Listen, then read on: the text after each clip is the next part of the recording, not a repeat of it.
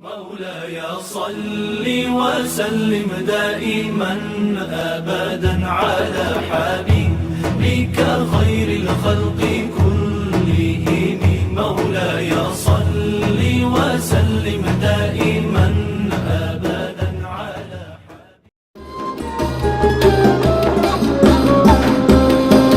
Assalamualaikum warahmatullahi wabarakatuh.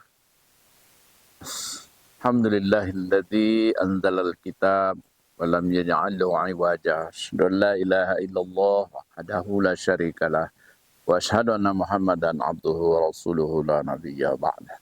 A'udzu billahi minasyaitonir rajim. Bismillahirrahmanirrahim. Mathalul ladzina yunfikuna amwalahum fi sabilillah kama salil habbatin anbatas sab'as sanabila bikulli sumbulatin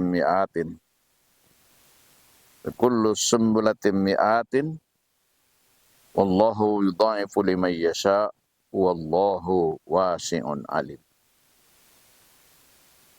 Contoh orang-orang yang berimpak di jalan Allah seperti satu biji yang menumbuhkan 7 tangkai. Dalam setiap tangkai ada 100 biji. Allah bahkan menggandakan lebih dari itu sesuai kehendaknya. Allah maha luas lagi maha mengetahui. Surat Al-Baqarah ayat 261.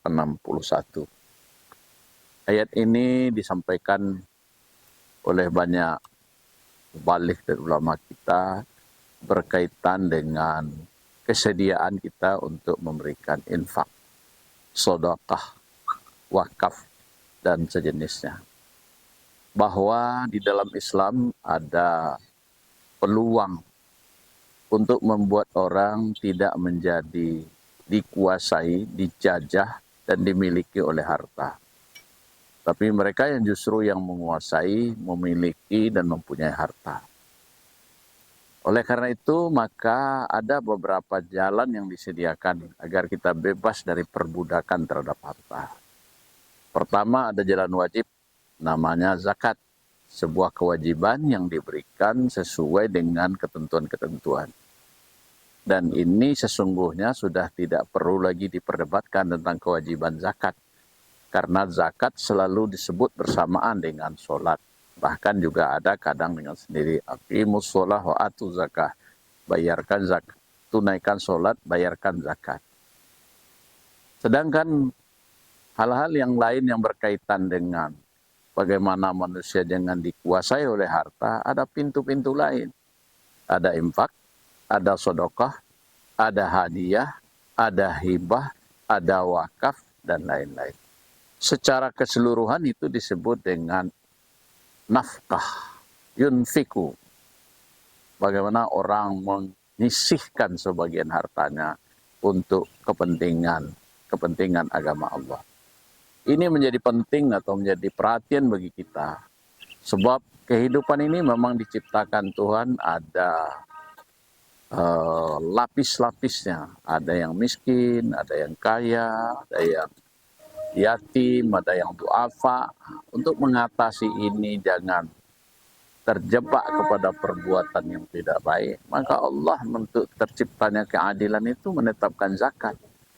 Infak sedekah itu. Jadi infak sedekah itu pada dasarnya mengatasi jurang antara si kaya dengan si miskin yang pada akhirnya si kaya mendapat terjamin hartanya, si miskin mendapatkan nikmat dari harta itu.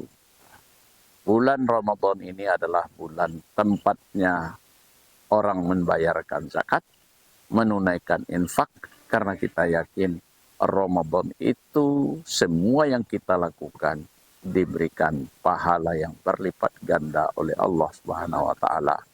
Kalau pada Al-Baqarah 261 disebutkan digandakan sampai 700, maka di bulan itu selain bulan Ramadan, maka di bulan Ramadan dilebihkan sesuai dengan apa yang dikehendaki oleh Allah Subhanahu wa taala.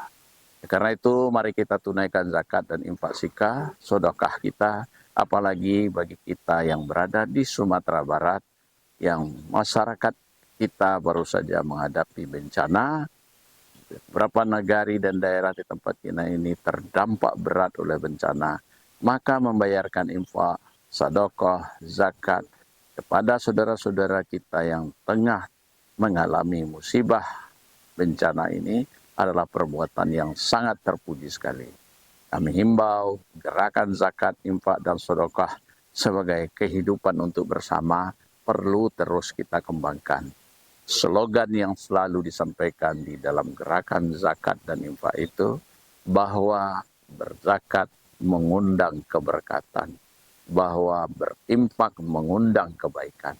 Oleh karena itu kita mau hidup yang berkah, mau hidup yang baik, marilah berzakat dan marilah berinfak. Di bulan Ramadan pahalanya berlipat ganda. Terima kasih. Assalamualaikum warahmatullahi wabarakatuh.